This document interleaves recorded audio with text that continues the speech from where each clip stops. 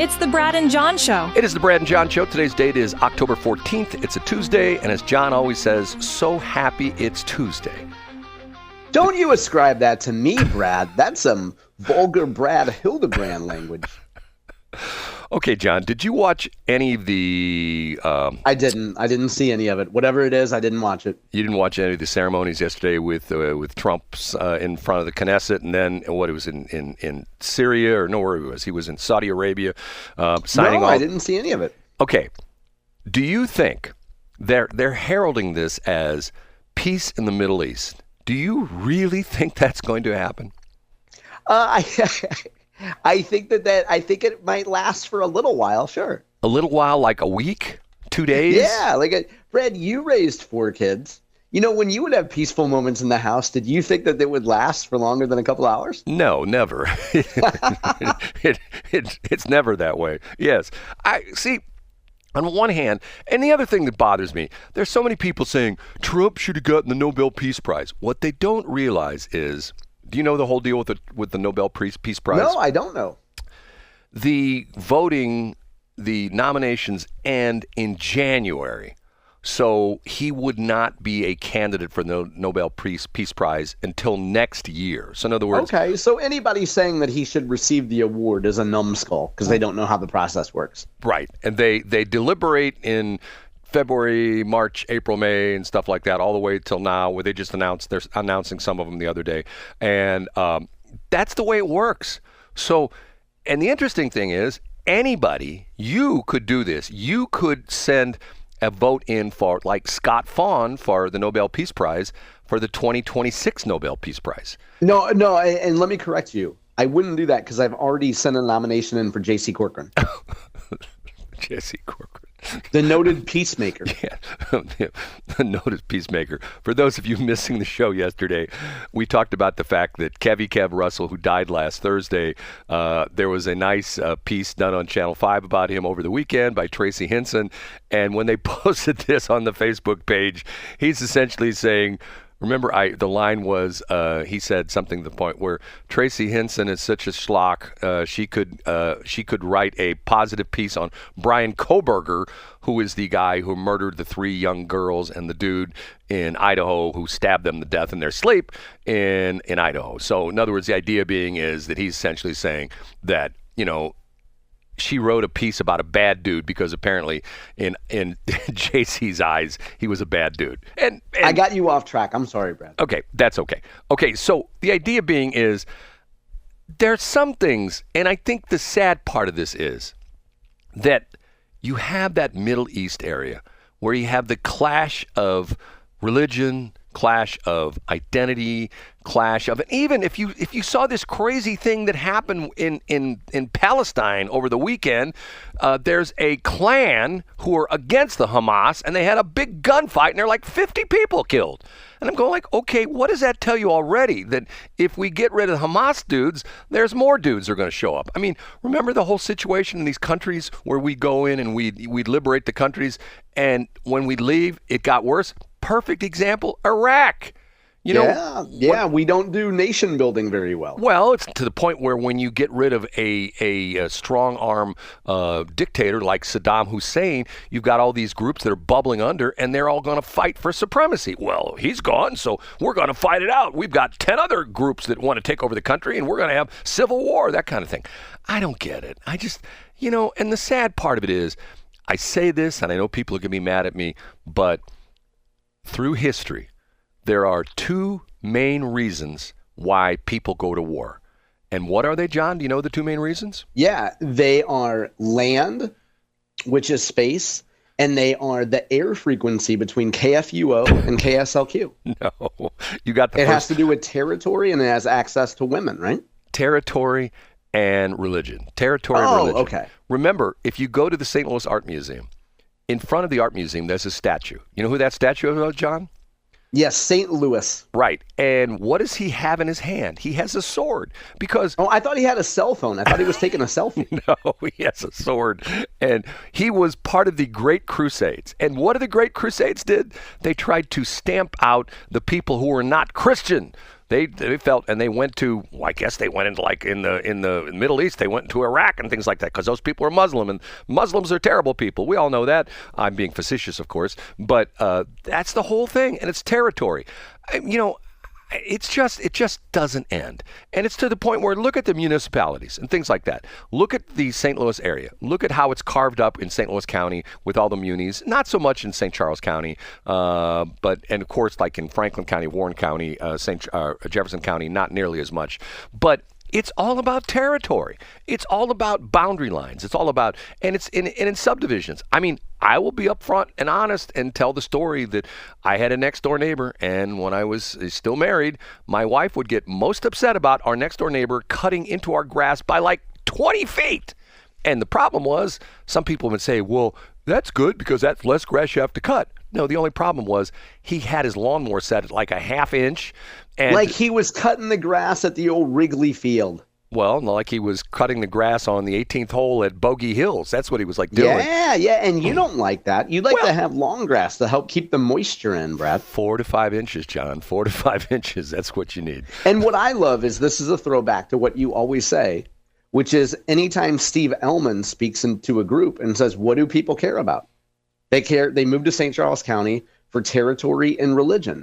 Aren't those his two main points, Brad? No, he says education and safety vis-a-vis police protection. Okay. I thought it was territory and religion. No. Gosh, I'm getting my stories mixed up. That's easily done. And golf John. carts. Number 3 is golf carts. And see, I don't get the golf cart thing. I do not get. As a matter of fact, there's a big fight. I don't know if it's been settled or not. It's funny you should bring that up. There's a big fight in Wentzville over that. Do you know about that as well too? No, but I do know that a lot of times golf carts move west.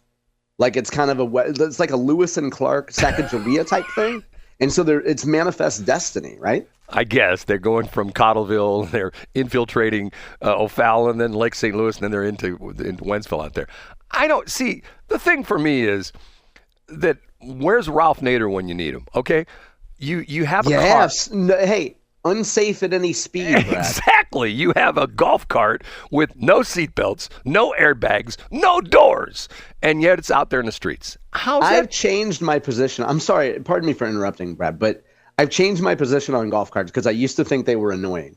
But then about probably sometime within the last 10 days, I went to a Walmart in St. Charles County, and I was in the meat section, and there were 2 older white men and obesity scooters that didn't appear to have like a knee problem or anything. They just appeared to be obscenely, grotesquely obese men. And I was thinking, if they weren't, and they're clogging the way. Like I value my time, like my time is valuable. So I don't want to stand there while they putt around.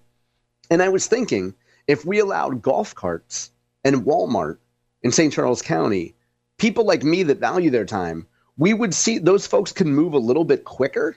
Like an obesity scooter, when the guy's like staring at what type of fatty pork he wants to get, it's like, get out of the way. I want sirloin. Your third roll of belly fat is hanging over into the sirloin area. And if they were in golf carts, they can move much faster and give more time for people who are actually value their time like I do. So, John, you're saying they should allow golf carts in the Wally world? Yeah, absolutely. And I think in an area where you have morbid obesity, so for example, I don't know, a St. Charles County Walmart, if you do a demographic study, you say, hey, let a few people with golf carts in, widen the aisles a little bit, and instead of an oinker rolling around in an obesity scooter at 5 miles per hour, let an oinker drive a golf cart at 20 miles per hour. One of my family members goes to a restaurant matter of fact, 2 of my family members go to a restaurant on Sunday morning, have breakfast, and I won't give the restaurant because I'm not giving them trouble because I've gone with them a couple times, and nice place, okay? But there is a guy who is there every Sunday morning that has, as John says, the obesity scooter that I think it's been modified by NASCAR to the point where people complain, and I've seen the guy once because one of my family members says, there he is, watch what he does, and he's flying through this restaurant. And on a couple occasions, I've been told he actually hits people, and he yells at them for being in his way because he's got to make it to the place where he can fill it's a buffet kind of place where he can put all the bacon on his plate and go over there. I don't get the thing. It's just like, and here's my other if we're talking about things like that, okay? I was in a store the other day, and I won't mention which store. I'm tired of the people bringing their dogs into the store. I was in a store the other day where a lady had her dog not on a leash, just running around in the store. And I'm going like, okay, what the hell is this? Agree, Brad. Go ahead. It happened to be one of these stores that pet-friendly stores. And I'm thinking, okay, pet-friendly store, customer-unfriendly store. I've told the story about when I go into the Lowe's in Washmo. There's always somebody with a dog in there. And one day I'm in an aisle, and all of a sudden I look up, and here's a German Shepherd charging down the aisle at me, and I'm thinking, oh, crap, I'm going to get bit. And then the owner comes around the corner. Hey, Fido, come here. And I'm going like, dude, put your, first off, can you not go anywhere without your stupid dog? And second off, put your stupid leash on it, I find that, and I'm not trying to be an anti-pet person, but I don't think that's right. And matter of fact, in some areas, the health code, it's not allowed. You're not allowed to. I agree, and I think there should be more areas where the health code bans it. What annoys me about it, I'm sure there's a 1 in a million case where it's a crisis where you have to bring your dog with you. But in my experience, when people go to a patio where they allow dogs, I don't want a dog and I love dogs, Brad. I don't own a dog right now, but I love dogs. But I don't want a dog sitting there doing dog things when I'm trying to enjoy some fettuccine or a pizza. You get what I'm saying? But not only that, watch YouTube. YouTube is filled with all sorts of nice, quote unquote, dogs that all of a sudden, something goes haywire in their brain and they nibble on somebody's leg. You know what I'm saying? Yeah, yeah, I get it. And probably the most annoying thing about it to me is, if you're taking your dog into Lowe's or you're taking it in Home Depot or wherever you're taking your dog, clearly you want people to say, oh, can I pet him? What's his name? What a good boy. What's his breed? What breeder did you get him from? Like, if you need that, if you need strangers to come up to you and start a conversation, I don't know. I know that some people, that's just, maybe it's their self-esteem thing. But come on, man. Like, I really look down on that. John, can I give you a story, which is an absolute positive, true story? A friend of mine, going back in some years when he was in the dating pool, used to borrow his mother's dog. She had a cute little dog. And he would go places with the dog, especially where there were a lot of women, and it was a chick magnet. I bet it was. And if you need that as an opener, good for you. The women would come up and say, oh, your dog's so cute. Can I pet him? Just like you said. And they go, oh, yeah, I love my dog. I can't.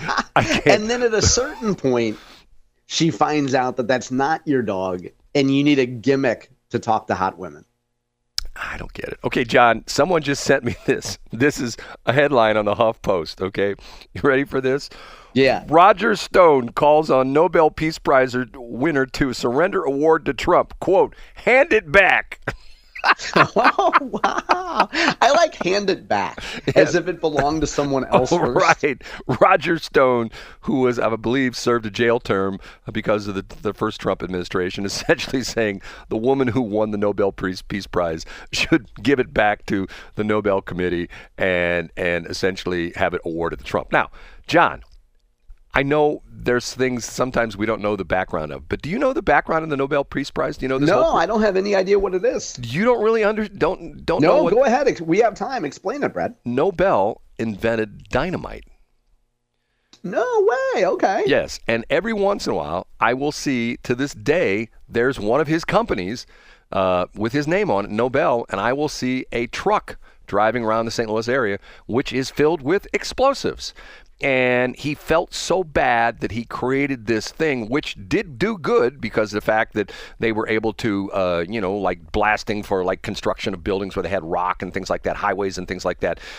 He was so happy with the fact that it was something that that promoted construction Peace, and yes. peace and things like that. But he also was very unhappy because they used it in war, and they used it his inventions to blow up the enemy, to blow up bridges, to blow up cities, to blow up buildings, to blow up boats and ships and tanks and things like that. That he became so upset about this that he decided to take a lot of the money and he put it into like some kind of an investment account. John would know all about that. And so essentially it perpetuates itself with the interest it draws, and that's where the Nobel Peace Prize comes from.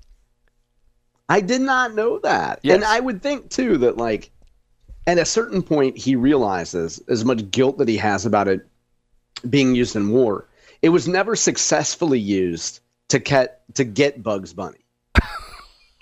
Like Wiley went through a ton of dynamite, and he never actually blew up Bugs Bunny. No. It was Roadrunner. Wasn't Wiley? Roadrunner, yeah. You're right. I'm thinking of Elmer Fudd, Brad. Right. Well, I'm getting my cartoons mixed Elmer up. Fudd had the shotgun. The Wiley Coyote never actually got the Roadrunner. Right. Or he blew up himself, or the anvil. He blew himself up, yeah. The anvil fell on his head. And not to end the show on a downer, but you saw this it wasn't a dynamite plant, but it was an explosives plant that blew up in Tennessee last week. I did not see that. Oh, if you saw they have not found anybody. Now, oh no, 16 Brad. people, and let's say they felt no pain because they were gone in an instant. I mean, they were literally quickly, yeah. Well, I mean, if there's an upside, and it's not an upside, but wow, right? That's terrible, Brad. They were vaporized, and they don't. I mean, I don't mean to be gross about this, but they're going through the debris field trying to find remnants for DNA testing. So that say no more, Brad. Okay, we're done with that. Sorry to end on a bad note, but I thought that was, and if you saw the pictures of it, it's just like there's nothing left. I mean, it's just like it blew a bunch of trees down and the whole bit. It's just like, God, you don't really understand the dynamic force of like explosive like that until you've seen something like that. Okay, John, guess what? We started a little early, so we're going to end on time. How's that for a change? It's remarkable, Brad. I can't wait to talk to you tomorrow. And I'm going to be able to say it loud and proud. Oh, my system's not working here. Hold on a minute. Loud and proud. It is